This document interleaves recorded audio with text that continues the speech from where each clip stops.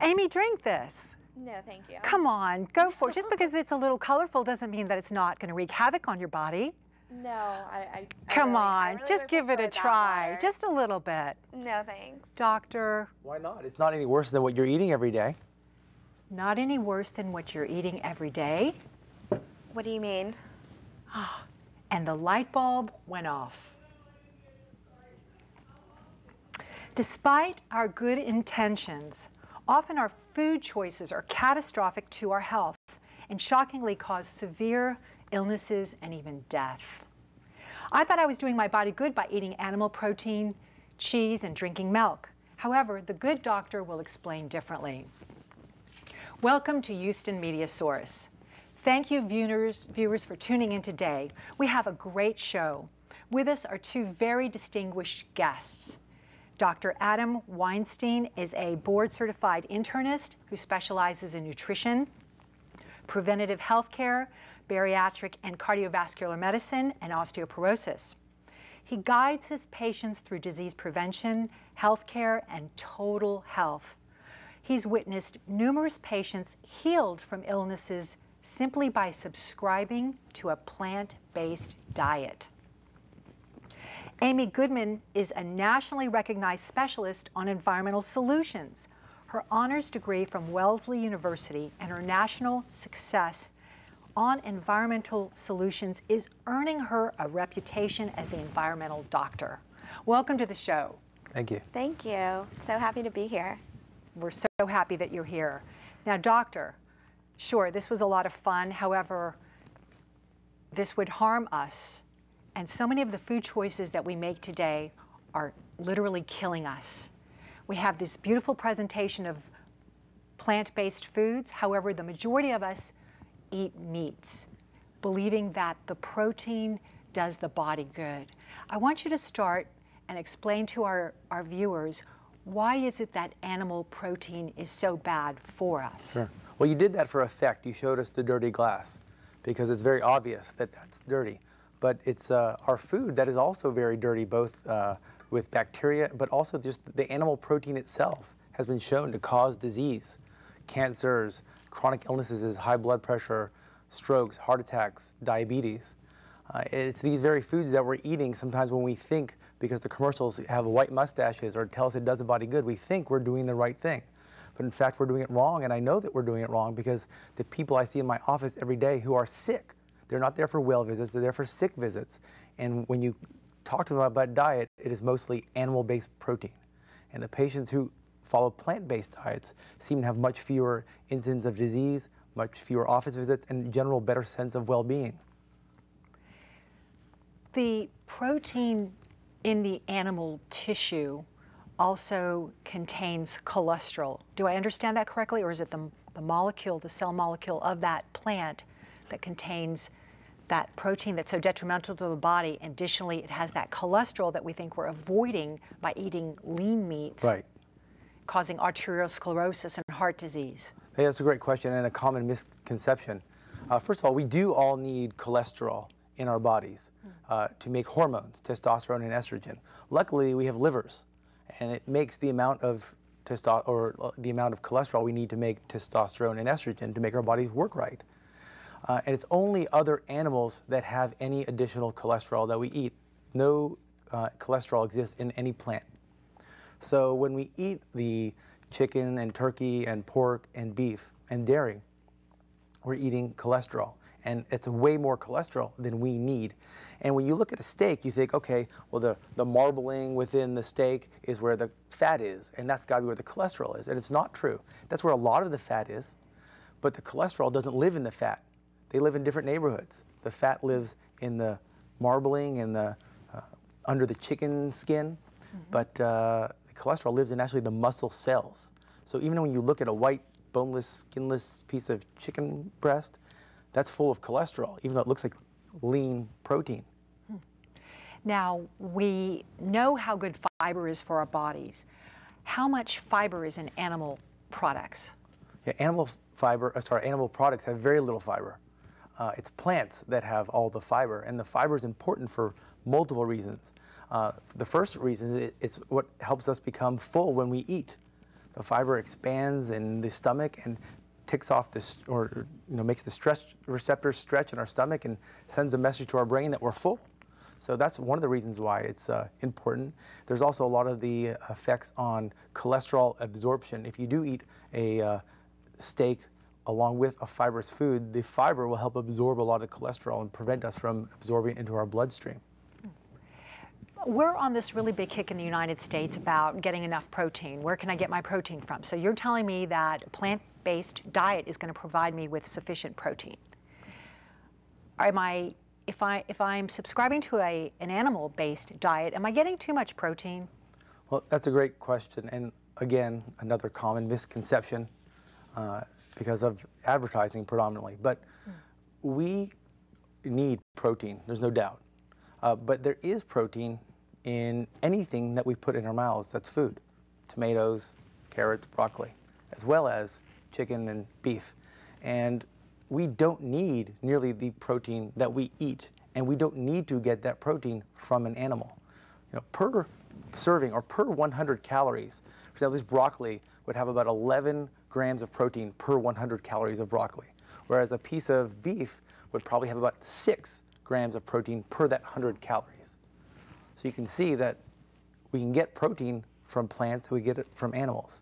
But the better protein is in the plants, and we don't need animals. And that's the one thing I want to make sure we're talking about, is we don't need animal products in our body to be healthy. Well, I read in several books not long ago that the human intestine is maybe a little repulsive of this subject is, but don't turn the station viewers, is about 30 feet long, whereas a cheetah, for example, has intestines that are about 8 feet long. So when we eat and we're putting a rotting corpse, basically, which is what meat is, whether it's a chicken, pig, turkey, a cow, a goat, it's decaying, it is rotting, as it naturally should, but it's rotting in our gut. And we have a really long intestine, and intestines really is the location where nutrients are absorbed and where ill health also begins. So what happens when we're eating all this animal product and protein, and take us through that journey? Yeah, the gut is really, really important for our overall health. Intestinal health is the key to overall well-being. We have vitamins that are synthesized in the gut. The gut functions as a cleaning part of our food source, and so it's designed and adapted to absorb the nutrients that it needs. It takes out, it's smart, it takes out from the food what we need. And so much of what we need isn't in the meat. A lot of the intestinal discomfort from eating large portions of meat is probably a form of our body rejecting what we just ate. But the long intestine is there for a reason. It's to slowly absorb nutrients. And that's the problem with meat, is although meat is largely the protein that everyone seems to be fixated on getting, it is very nutrient poor, or it is not nutrients dense at all. Per calorie, per gram, there are very few nutrients other than protein in there. The phytochemicals, the things that make carrots orange and tomatoes red, bananas yellow, those are the phytochemicals and the antioxidants. Those are the disease-fighting things that we need to heal our body, whereas they do not exist in meat. So our country, sadly, is epidemic ill-ridden. It seems like there are so many people with so many diseases, so sadly, which is why we are having the show, because we want to heal our listeners. And often willpower is needed. So, I want my listeners to have that willpower to heal themselves and reverse their diseases. And sometimes it is difficult. So we need lots of food in front of us to help fill our bellies. And so I'm going to make the recommendation to go to the grocery store, buy all of these beautiful foods, go up the aisles, pick something new that you've never eaten, start eating apples and oranges and bell peppers and whatever it is that satisfies you. Start somewhere, and know that you can reverse your disease if you have a disease. But what is happening today to the state of the United States? We have so many diseases, so many people are stricken. Well, two points I want to make off your last comments, which were great, is we do have to explore the stores and our farmers markets, and we have to be adventurous and not afraid to try something new, because a lot of it will be new. And it's important to eat the rainbow, like we were talking about, the orange, the yellow, the green, the red, because that's how you get the diversity of amino acids and nutrients and vitamins and minerals that we need that are lacking. We criticize animal protein from lacking these things. But if we're just going to be, peanut butter and jelly and popsicle vegetarians, not getting nutrient-rich foods, then we're not going to make the progress in fighting the diseases that you're talking about. And then you touched on diabetes and cancer and heart disease. And those are things that I see every day. And the beauty of it is, since I implemented in my own life and in my patients' lives plant-based diets, I've started to not just manage these diseases, but reverse these diseases. And I see it every day. It's not, when you see it on TV, these aren't patients that are cherry-picked from these top secret studies. These are real people every day that have had the guts to stand up for themselves and take the step and trust me and eat plant-based diets and see that their medications go away, their blood pressure gets better, their diabetes can be cured with no insulin and no pills. They just have to have the faith and the commitment, and we as health professionals have to empower them to make that decision. We have to give them the knowledge that that's even possible, which we weren't taught in medical school. No one taught us that this was possible in medical school. I think in retrospect, we were trained to manage disease and not cure disease. Talking about drugs and the pharma industry, the massive quantities of drugs that are produced by pharma, big pharma, about 70 to 80%, and Amy's going to talk about this, of pharma drugs goes towards the animals that we eat. They're induced into their animal tissue. So talk a little bit, Amy, about what these animals are getting in these farm factories. Well, Dr. Weinstein has pointed out that the actual natural composition of meat is not healthy for us. But what people also need to understand is that the way animals are being produced today, there are so many harmful things that they're feeding them that it's making us sick as well. So Shoshana, as she pointed out, animals are being fed antibiotics because they are kept today in these crowded conditions. So in the past, we had local, small, independent family farms. All the animals were out on the pasture, and these are the pictures that we're getting, in the grocery stores, on advertisements. You see the happy cow on the, in the grass, in the meadow. But if you really look at the industry today, that's not what's happening. They are crowding thousands and thousands of animals into these warehouses that they call CAFOs, which are factory farms. And they're kept in conditions that you can liken to the Middle Ages, where everybody was kept in unsanitary conditions. It's almost like a ghetto. Everybody's on top of each other. They're standing in their own waste. There is no sanitation. They're standing in their own feces and urine up to, what their knees would be. And in order to keep the animals healthy, because the only way the companies make money is by economies of scale. So they only make money if they produce in volume. So in order to do that, they feed them copious amounts of antibiotics that Americans and everybody, the public, uses, such as penicillin, Benadryl, and the basic things. And it's producing antibiotic resistance, which I'm sure you're very aware about. And the problem is that the animals, while they're being fed 80% of the antibiotics produced for consumption, so humans are only getting 20% of all the antibiotics produced in the US. And it's actually being excreted in their manure, in their animal waste, and it's being put into our environment. They only can retain 5% of what they're given. So all the rest of what they're given, 95% of the antibiotics that they're given, is now floating around in our environment, creating antibiotic resistance. It's contaminating our waters, it's contaminating our soil, and it's really destroying our environment while it's destroying everybody's health. I want to add to that in these factory farms that produce about 10 billion animals a year that go to feed us, massive quantities of crap is produced. Okay, let's just face it. So where does all this crap go? Well, a lot of it goes into these cesspools that are football field size, 8 football field size cesspools that frequently break open. And when they bust loose, all this crap literally goes spilling into lakes, into rivers, into streams, and into people's neighborhoods, and into their water system, into their fresh water supply, their water wells.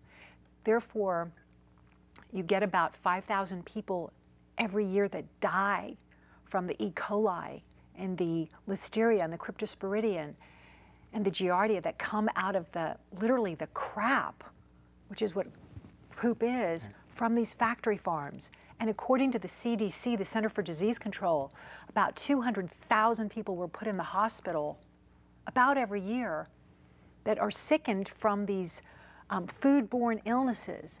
So what are we going to do to prevent this from happening and create a more sustainable population, Earth, with the population at 7 billion now? According to the United Nations' most recent report, it stated that we're going to have about 9.4 billion people on the planet in about 30 to 40 years. So our food system to feed us is just not working. It already is not working, from chopping down the forests. And I want you to talk about that, Amy. Take us from the steps of just eliminating these magnificent forests, these pristine, beautiful landscapes, and the wildlife that's being eliminated, and what's happening in, there. Sure. Before, I just want to kind of touch on what you mentioned with the manure and the foodborne illnesses. This is a completely preventable illness. The CDC, as well as the USDA and the Government Accountability Office, have all stated that foodborne illnesses is entirely preventable. And we take so much care to treat our waste. We produce so much waste, but animals produce about 113 times the waste that humans produce in the United States. And it is left untreated in these cesspools, and there are literally hundreds of thousands of cesspools that are left to decompose, and the manure in these frequently break and spill. And kill us. And kill us, because the E. coli and the foodborne pathogens, there are about 40 diseases that you can get from manure, humans can get. And the E. coli and the foodborne pathogens are between 10 to up to 100 times greater in manure than in our waste. So people need to understand that, while we take so much care with our stuff, we're literally just letting all this other crap, go untreated, and it's really causing havoc on our environment. But to go to your point about the number of resources that we're using, we need to understand, when we look at our food system, that it's not just unhealthy to eat meat, it's unsustainable to eat meat. We use 19% of US fossil fuels goes towards livestock production. And this is the equivalent of putting 284 gallons of gas on the floor and then putting 1 gallon of gas in your car when you eat a hamburger. Nobody would do that with the price of gas these days. It's so precious, yet we waste it on one hamburger. With each hamburger that we eat, we also are cutting down 55 acres of rainforest. The Amazon rainforest, which has kind of become the poster child for deforestation, experts estimate is going to be gone and disappeared. Half of it's going to be disappeared by 2030. And that's because every year we're clearing 6 million acres of land in order to grow feed and to have grazing land for these animals. We also are using so many gallons of water. In just one hamburger, we use 2,500 gallons of water. And it just doesn't make sense that you would use that when it only takes 25 gallons to graze 1 pound of wheat. So it's just completely, it's just not efficient, it's not sustainable. And instead of, giving we give 80% of the soybeans and grain in the US to animals that people eat for food. Why not take all of that and give it to the hungry people that are in the US? It seems like a better allocation, and it's more sustainable. I'd like to, go ahead, sorry. Keep going. I'd like to piggyback on the foodborne illness, and because I want the people at home to understand exactly how this applies to them. So you're saying, the ghetto analogy was great, because in the ghettos, when the people are on top of each other, they get sick. And so they're trying to prevent the cows or the chickens from getting sick. So they give them antibiotics. and the antibiotics you're telling me are excreted in their feces, Yes. and that is in the runoff, and I end up getting both the bacteria from their feces and the antibiotic that have been processed by their bodies in my water, in my vegetables that the feces spilled over into and then grow. And on your meat. And on my meat, if I were to eat meat. So the other part that I think is fascinating is that the amount of antibiotics being used is what's creating all these MRSAs, or these antibiotic-resistant bacteria, the flesh-eating bacteria that we read about on the news that are affecting humans, right? So the antibiotics we're feeding to animals are creating a human epidemic of drug-resistant bacteria. And additionally, recent studies have shown that the antibiotics are actually detectable in the flesh of the animal. Yes. So those of us who try and let our bodies heal naturally by eating healthy and letting that virus ward itself off, is when we take meat or chicken, right, there's possibility that we're getting Cipro or penicillin, antibiotics, in addition to Benadryl, which they use to sedate the animals to make them tolerate the horrible conditions that they're in. I mean, I think the most recent study showed, not just anywhere in the world, they showed here in Texas, in Dallas and Houston, they went and sampled chicken in the grocery store, and not only was about 50% of it contaminated with feces or poop, but there are detectable levels of Prozac, Benadryl, and antibiotics. That's just shocking to me. Yeah. I would have to read that many times to really believe it, but you're the good doctor, and I know that you know your material, and we know that to be true. But especially with 80% of the pharma drug industry producing medicines that go to these animals in these CAFOs so that they don't, have all these diseases because they're so sick to begin with, and these pandemic-styled living conditions. Milk is really interesting in that the USDA allows pus in your milk. So where does this pus come from? And why is there pus in milk? Well, I think it's just so disgusting when I found that out, but the USDA actually allows, they call it the somatic cell count, and they allow up to 750,000 somatic cells per milliliter. So if you're drinking 1 8-ounce glass of milk, which they recommend you drink, I forget how many, 8 glasses of milk a day, each glass has 332 million pus cells. So times it by 8, you're getting a ton of pus every single day. And what pus is it's an infection, and it's an infection from the cow's udder. So it develops mastitis, and that's from over milking and overuse. And that pus gets into your milk, and you cannot boil it out, you cannot steam it out, you cannot freeze it out, you can't cook it out of there.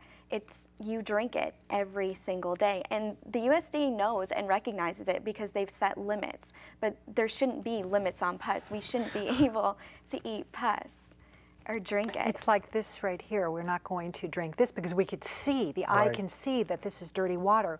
However, we believe and have faith that out of the carton, they're giving us something that's healthy for us, which leads me to casein, a very sticky protein that is in milk. So we think, well, I want to get my protein, I need calcium from milk, I need my bones to be strong. But they've done very clear studies that have such succinct evidence that proves time and time again that when you extract the calcium from milk, and milk is loaded with calcium, you actually get osteoporosis, the very thing that you're looking to prevent. So I want you, Dr. Weinstein, to explain to the viewers just how drinking milk causes brittle bones. Sure. Well, we for sure need calcium. And so the advertising that we need the calcium and vitamin D, that is true. But we don't need it by getting a white milk mustache and drinking our milk. There's plenty of sources of calcium out there. The fallacy behind the casein, the milk protein, and milk giving you calcium to make your body and your bones strong exists because of this. When we drink lots of milk or casein or animal in general, we develop an acidotic condition, metabolic acidosis, and that causes our body to want to buffer that acid. And one of the buffers we have readily available to us is calcium. So our body draws calcium from our bones to help buffer the acidic condition, and in the end, we urinate out that extra calcium through our kidneys, causing a whole separate problem in kidney stones. But what happens is, yes, there is calcium in the milk, and we drink it. But the net calcium balance is negative because of the amount of calcium we excrete in our urine trying to fight the acidotic condition in our body. So the net gain of calcium is negative, whereas when you get calcium from plant sources like green broccoli, beans, legumes, soy, when we get that calcium, we don't have the same acidotic condition. So our bodies, even though there may not be as many grams or milligrams of calcium per pound as there is in milk, the net calcium balance is positive. We retain all of that calcium, and it's used to build strong bones. Live foods, sun foods, energy foods, all these foods that are whole foods, not half foods or devoid of nutrients. Right. And that's what we need to be focusing on. So with a plant-based diet, we can have all of our amino acids, the building blocks of protein, come directly from plants. Yeah. So omega-3 fatty acids, we hear the big, omega-3s, we need them. We can get it from fish, we could get it from flaxseed. Tell us how important it is and why it's in our plant foods. Well, I think what she just said about omega-3s makes me think back to our last topic.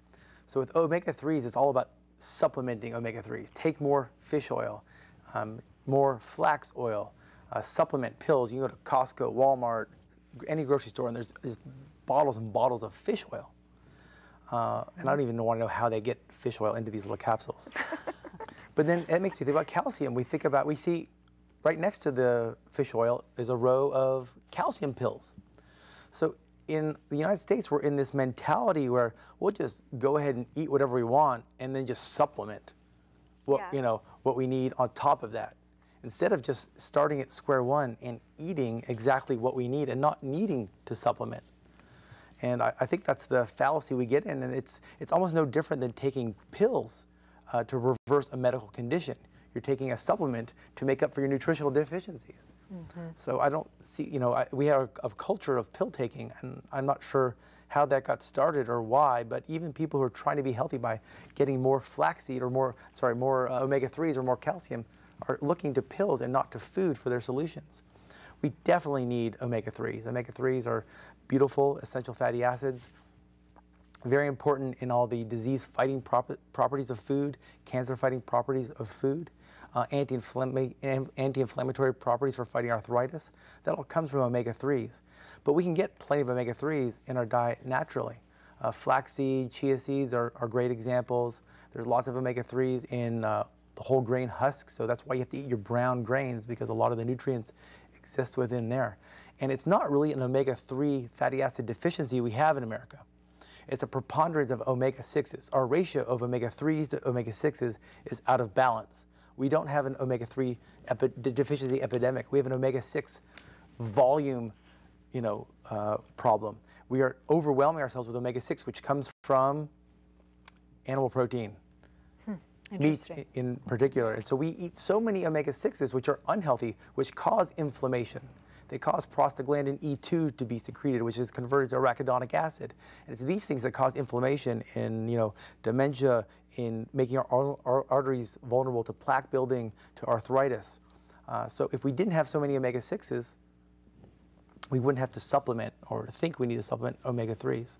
So it's that balance is out of whack because of the predominance of animal in our diet. If we just shifted the balance to plant-based diets, then we wouldn't have to be supplementing with fish oil capsules. Well, in so many parts around the world, including this country, we have siestas or we get tired after our meal. So the food is not giving us energy as food should. As energy food, it's taking energy away from our bodies. So talk to me a little bit about when we, have a big salad for lunch or dinner, versus having a chicken salad sandwich and a steak for lunch or dinner, or bacon and eggs. What that does in our stomach as far as the acidity and what our body's having to go through to neutralize that acidity. So the process of digesting a meal, whether it be plant-based or animal-based, is very complex, and it has a multitude of different effects on our body. So when you eat a plant-based meal, you're getting fat and protein and carbohydrate, because there's fat, protein, and carbohydrate in all foods. It's just the ratio that might be different. So when we eat the plants, very little energy needs to go into taking those plant energy molecules, the protein, the fat, and creating fuel for our brain to work, for our eyes to work, for our heart to work, for our body to work. So it's not it doesn't take a lot of calories for our body to do that. It's very energy efficient. So we don't consume a lot of our own energy in digesting it, whereas an animal is totally different. When we eat large amounts of animal, we divert a lot of the blood flow to our stomach to handle the digestive process, because it's much harder to digest that fat and to process that fat. It's much harder work for our bodies to do. And the blood flow that gets drained from our periphery to the stomach to accomplish all this digestion creates less net blood flow to our brain to work right, which makes us tired. Less blood flow means less oxygen, which means less energy. So the amount of effort our body has to go through is much more when we're digesting an animal-heavy meal. The other thing is that when we eat large amounts of food, so to get full with animal, because we talked earlier, there's less fiber. To get full with animal, you have to eat more volume of food, more calories. And that's what requires all that extra effort. And when you eat more food and more calories, we get surges of the digestive hormones in our body. Insulin is one of them. And insulin is a culprit in many, many of the diseases that we worry about today. What happens is we eat this large amount of food and our body says, whoa, I need to somehow break that down into carbohydrates so that our body can absorb them and use right now for energy. To do that, we need insulin to take the carbohydrates that are broken down from that meal and put them into our cells to use as energy. But what happens is the body says, wow, that's a lot of food. I need a lot of insulin. And it overproduces insulin in a reactionary form, so that maybe 30 minutes later, after you've eaten that meal, you get that postprandial or after meal dip in your blood sugar. It causes a dip in our blood sugar. Even though we just ate all that food, our blood sugar dips. It gets low and makes us sleepy. Well, the amount of energy that is consumed when we eat meat compared to the amount of energy that's consumed when we eat plants, the same relationship is mirrored in our environment. So it takes so much more energy and resources to make meat and dairy products compared to plant products. And that's why we essentially rely at this point on a fossil fuel based machine. We worry all the time, and we have rising gas prices, but our entire food production system is now based on fossil fuels rather than the solar power machine we used to have from the sun. So we have taken animals and we now feed them grain diets, which require pesticides and fertilizers, which requires fossil fuels. And that's how we have, we're using up so many fossil fuels. 19% of the fossil fuels in the US is going towards livestock production. Whereas when we have plants, we're not using all those, because it takes 16 pounds of grain to feed an animal, when it doesn't, or to make a pound of hamburger, when it doesn't take that to feed a human. So we're using so many more resources, and we're not even getting a benefit, because at the end of the day, we're less energetic. So it's not a system that's working for any of us. It's not working for our health, and it's not working for our environment. So we have to make some changes. So it's better in Houston for us to drive our SUVs 10 miles to the farmer's market to get some locally raised plants than it is to go 2 miles to get boneless, skinless chicken breasts from the grocery store, right? It's better for our bodies and for the environment to drive twice as far. I mean, if you just ate one less hamburger in 1 month or once a week, that would be the equivalent of not driving 320 miles. So if if you have a family of 4 and you all skipped a dinner or skipped a steak dinner once a day, then that would be the equivalent of taking your car off the road for 3 months. It's really very, very simple to be able to make these changes. I mean, we can change a light bulb, so why can't we eat a salad? It's the same sort of simple daily changes that we can make, but it has to do with our food choices rather than our technology. Mm-hmm. I think it's knowledge, as you all are presenting to the viewers, and sometimes willpower, or sometimes all the time willpower. However, the fact is, this direction that we are in, this environment that we live in, is just simply not sustainable. And as the population grows, and as we continue to use the fossil fuel, as you pointed out, that's a really good information for our listeners to be armed with.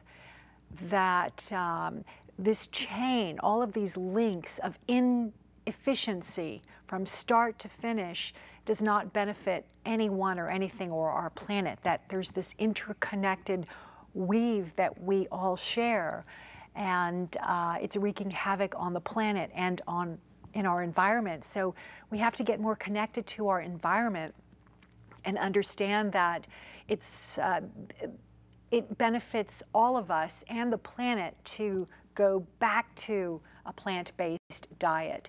But you know, another thing I do want to bring up is the miserable conditions that these animals live in.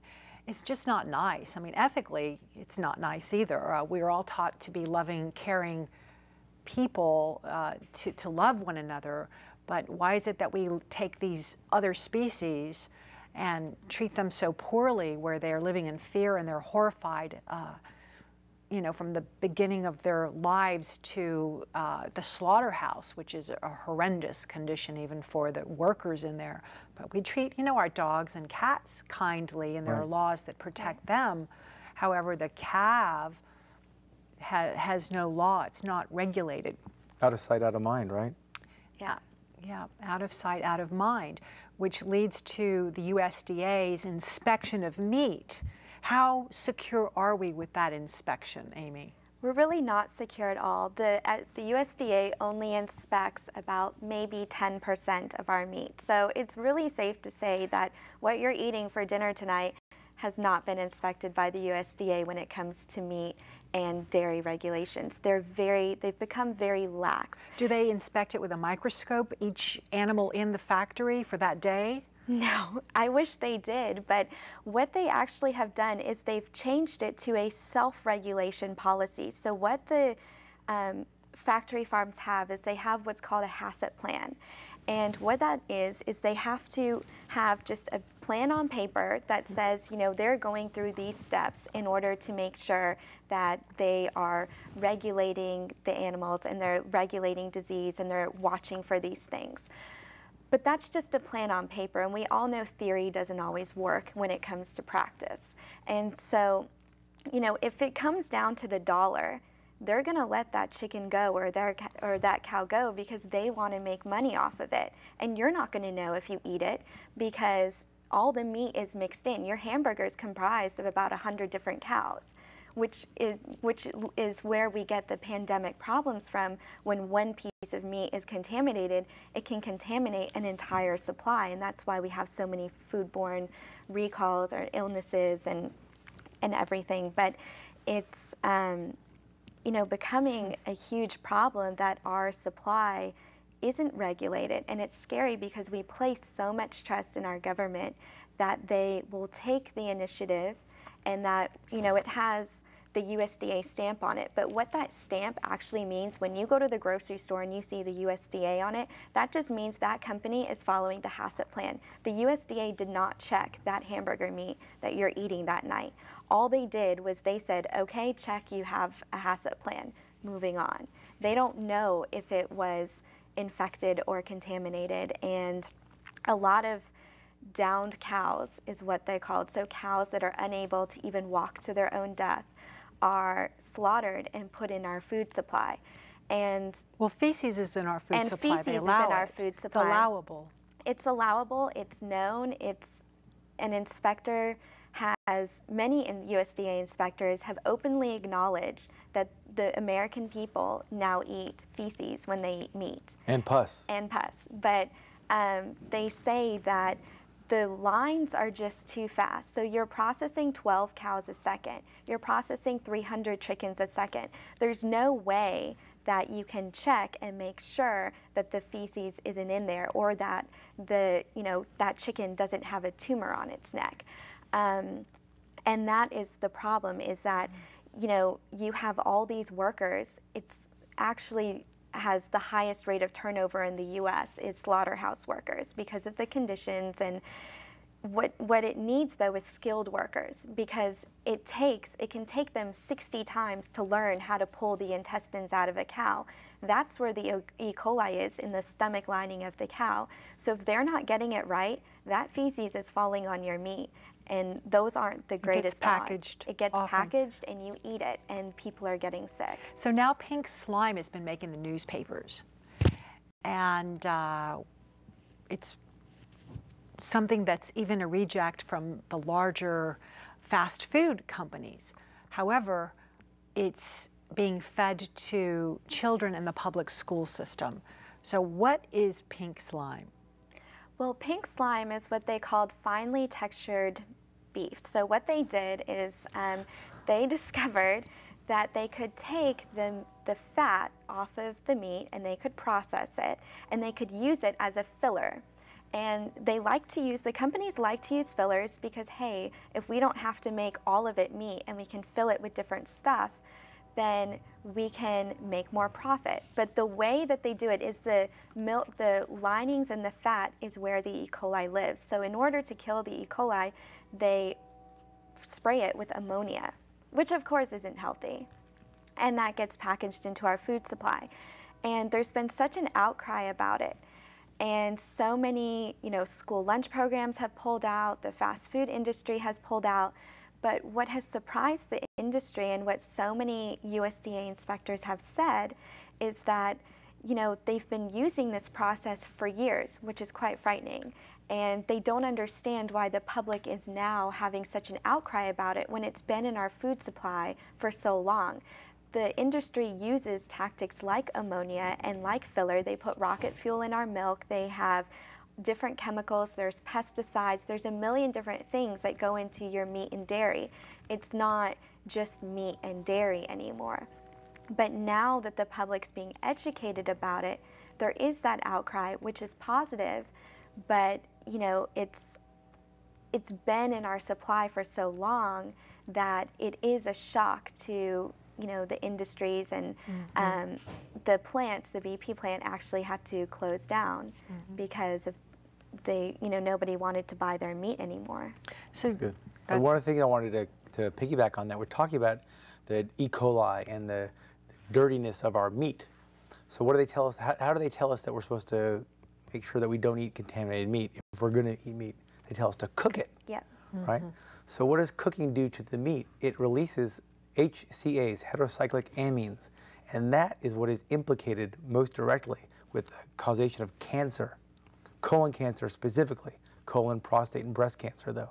So the heterocyclic amines, which are brought out of the meat when you cook it, so what we're supposed to do to clean the meat is just making it more cancer causing. Yeah. So say that again, because I was slow in absorbing that, and so interesting. Maybe some of our listeners were as slow as my learning this. Yeah, what was that big word that you said? The heterocyclic amines, the HCAs, are a chemical that's released from meat when you cook it at higher temperatures. Okay. And chicken gives off the most, right? The lean. Wow. So chicken gives off the most. So yes, so many of my friends say, "Well, I don't eat meat. I eat chicken, so I'm really healthy." What's the difference between eating chicken and a cow? Well, I mean, obviously they're different species, but the net health result is the same. They're both dirty in the processing and the raising of them. They both have cholesterol. There's not more cholesterol in beef than there is in chicken. They both have fat in them. They both cause cancer when you cook them. So I'm not quite sure that there is a difference. Well, so many people, there actually has been a recent drop in meat consumption in the U.S., so we're talking red meat. And there's been an increase in chicken because people think it's lean. They also think it's healthier for them. But there's been a surprising increase in salmonella, which also is mainly found in chicken. And I don't think that's a coincidence when you have an increase in salmonella and you have an increase in the chicken consumption. There's also arsenic in our chickens, which is unhealthy. And, people don't understand that your body doesn't, register, hey, I'm eating chicken, hey, I'm eating meat. It's going to be two different things, even though it's perpetuated like that in the advertising. And I just wanted to piggyback on the E. coli that you were talking about cooking, because E. coli is actually very virulent. It can last on your kitchen countertop for up to 90 days. It can last in your freezer. And A study by the University of Arizona found that your kitchen sink in an omnivore or carnivore's house is actually dirtier than your toilet bowl because there's more E. coli and there's more feces on the meat that you're eating than in the place where you go to the restroom. That's really completely disgusting, which leads me to think that we should just imitate primates, such as the hippos and the elephants that eat what? Grass? Plants. And they're so strong. Yeah. So, Right. I mean, we think that we need protein. Man needs protein to be strong and big. But look at the hippos. Look at the elephants. They're big and strong, and they've eaten plants. And cows, before we started these factory farms and mass feeding them corn and grain, grazed on grass. So the very animal we look to get our protein that we think we need is being historically fed grass to get big and protein-laden and beefy. So, right, you don't need animal-based proteins to grow big and large and strong and powerful. So we just need our listeners to increase their connection to foods, organic foods. Our bodies are organic matter. This is organic foods, being that they break down and become part of the soil. They grow from the soil. They grow from fresh water and sunlight. So whole foods. I want you to describe whole foods and what children are eating. So how do parents feed their children today? What do you feed your children? Well, I think I'm the opposite end of the spectrum of most Americans in what I'm feeding my children. But mostly they get whole grains like oatmeal and whole fortified cereal, or they get fruit, berries, some nuts. There's a great machine called Yonanas that will take frozen fruit and make soft serve ice cream without the addition of any dairy or sugar to it. And you can have ice cream for breakfast. Ooh, I like that. Yeah, it sounds really good. It does. But so breakfast is how we start our day, and it's got to be nutritious. And it's not nutritious unless it's got colorful stuff in it. The rainbow. Yes. So our viewers that don't already buy the rainbow can start looking at colorful foods and feel confident that they're getting enough of the nutrients. So when we're feeling hungry and we want some snack food, what do you do? What do you snack on? Well, I try and eat small amounts of food throughout the day and not wait for myself to get hungry. And you're looking at half of what I ate today right here. I mean, whatever's seasonal at the market is usually what I eat. I'll usually drive the extra 10 miles to get my locally sourced vegetables. So fruit, vegetables, whole grains, so whole grain, not bread. Whole grains are like brown rice and quinoa and farro and oatmeal and legumes or beans. I mean, those are really the main. I think you talked about the Harvard food pyramid, and I haven't really seen it in detail, but I'm assuming it consists of fruit, vegetables, legumes, and whole grains. Right. The Harvard came out with their own food pyramid, which, was revolutionary because it didn't feature prominently meat, dairy, and sugar. It said that you don't need that anymore. And they came out saying that, a vegetarian diet or a vegan diet is sufficient for getting everything that you need. You do not need meat and dairy in your diet. Additionally, the Physicians Committee for Responsible Medicine has their own food pyramid as well. That very is similar, devoid of, similar to the Harvard one. That's right. I So think it's important. Oh, I'm sorry. Despite popular belief, bacon and eggs for breakfast, a chicken sandwich for lunch, and a steak for dinner does not do the body good. At all. But I also never realized or could figure out why we have to have these typical breakfast foods for breakfast. I mean, what makes the morning unique that only bacon and eggs is good for breakfast? Or cereals, or why not eat something nutritious you had the day before as a leftover the next morning? There's no reason not to have carrots and hummus, some almonds and an apple. Yeah. That's making me hungry. Yeah, sounds Not good. together. Do you put the carrots in the hummus and eat it like that would be really quite tasty, actually. I would probably do beans with hummus, being the legume family. So the true cost of a hamburger, we think of, oh, we'll just buy a hamburger, it's so inexpensive, it cost me $3, and it's a subsidized event for the consumer, but there is a multiplication effect, and that cost is wreaking havoc, and it needs to change for generations to come, out of respect for ourselves, for our families, just for the land that we live on and for future generations to follow. So talk to us about that multiplication effect. So about 30% of what people eat in the U.S. is composed of, beef and, the red meat and the cows. And they consume so many resources. As we mentioned before, 284 gallons goes into 1 pound of meat. 16 pounds of grain go in. 2,500 gallons of water and 55 acres of resource, because there's a whole process. I read 5,000 gallons. I know that the United Nations said 2,500 gallons of water goes into 1 pound of meat. Right. That's from start to finish, growing the food. But I also read a Swedish report that said that there was between 4,500 to 5,000 gallons. So there's varying figures. And there's water wars now around the world. I think the main point is that there's too much water being consumed by animals. The animals that are raised for food consume 2.3 billion gallons of water per day. So that comes out to 800 billion gallons per year. And as Shoshana just mentioned, we are in a state where we already have water wars within the U.S., not just internationally, which has been happening, but in the U.S., where states are fighting over clean access to water. And it's only going to keep going because, like we've spoken this hour about food and how food's important, water is the next necessity that you need. And the production of livestock consumes so much of our water from start to finish because they not only drink the water to get healthy, we not only irrigate the crops to produce the grain that the majority of them eat, but then they produce wastewater and then they contaminate our water when they, when through manure spills and through runoffs and degrading the water.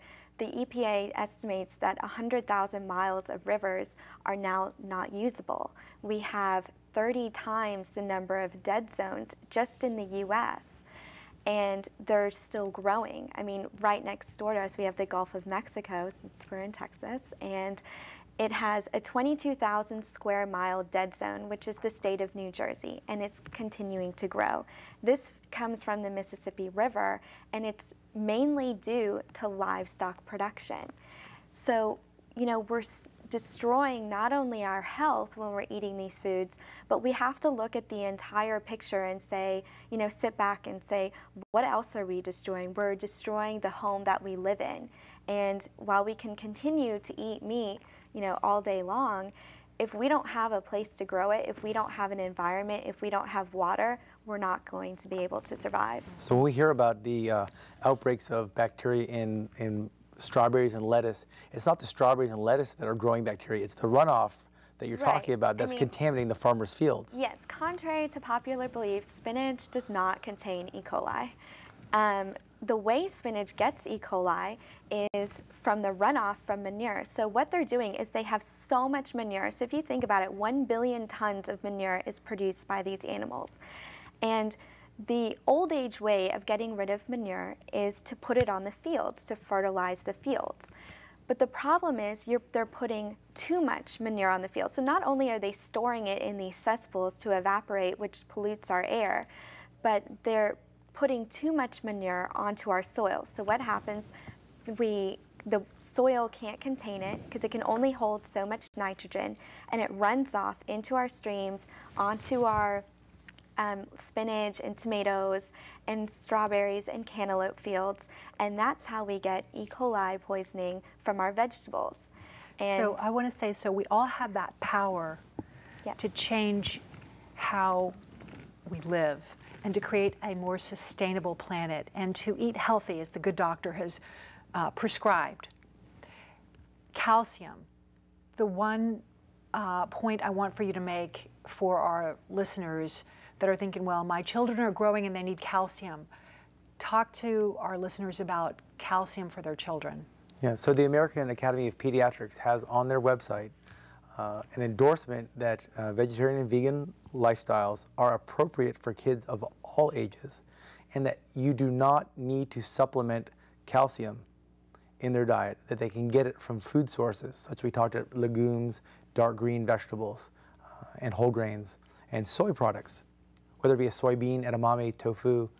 So all those products have it, and they do not advocate supplementing. And broccoli as well has Broccoli. calcium. Broccoli's in front of me, and it's been a good example of so many good things today. I've been able to point to it. So what are you having for dinner tonight? Good question. Whatever the Plant Strong wife made, but I'm sure it'll consist mostly of what we got at the market on Saturday, because I think we can usually sustain ourselves from week to week shopping at the farmers markets. So to talk about a radiant, healthy body, our listeners want to feel even healthier and look better and lose some weight possibly. Yeah, weight loss for sure follows a plant-based diet. You asked what I eat. So every day I try and eat, like I said, about 6, 7, 8, 9, 10 times per day, small meals.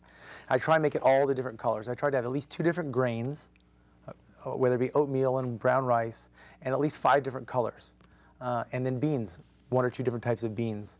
And the way that weight loss comes is that, like we talked about before, the fiber from the plants fills our stomachs and makes us full fast. There's no fat, or there's minimal fat, which is high calorie, which is stored immediately as fat. They can actually take human fat and determine whether it came from a chicken, a pig, or a cow. That's fascinating. Fat begets fat. And so the weight loss naturally happens, and there's no limit. I'm not going to say you can only have this much broccoli or this much carrots. You can have all the apples, carrots, broccoli, bananas, pineapple you want, and you'll lose weight because you'll get full faster, your brain will be happy, you'll be well nourished, and you're not going to be constantly looking for food. So we all have this power to change the world, and it starts with making the connections and developing compassion for people, for the planet, for the animals, for all living creatures that we're not directly connected to make that connection and to have respect for ourselves. So I want to thank you so much, Dr. Adam Weinstein, for being here.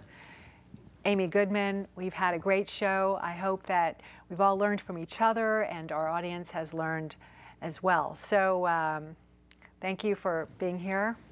Great to be here and share. Thank you so much. What would you like to have? Is it just a snack? Go ahead, snack I'll take on a couple something. nuts. I haven't had my allotment of nuts today. Pistachios? And what are you going to have? I like bell peppers. I always have ever since a kid. I snacked on bell peppers. So this is ready. Crunch. Cheers. Crunch time. Cheers.